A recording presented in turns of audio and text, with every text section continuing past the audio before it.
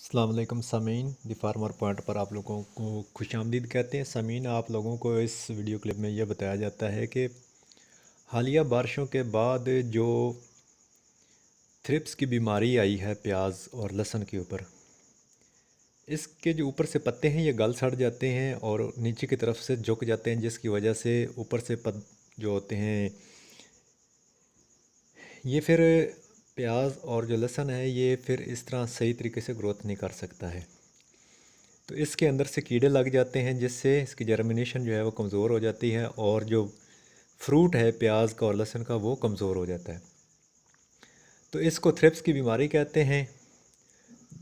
तो इसका जी बेहतरीन हल ये है कि जी इसके लिए आप रेडिएंट का जो है वो स्प्रे करें और दूसरा आप रेस्क्यू का स्प्रे करें।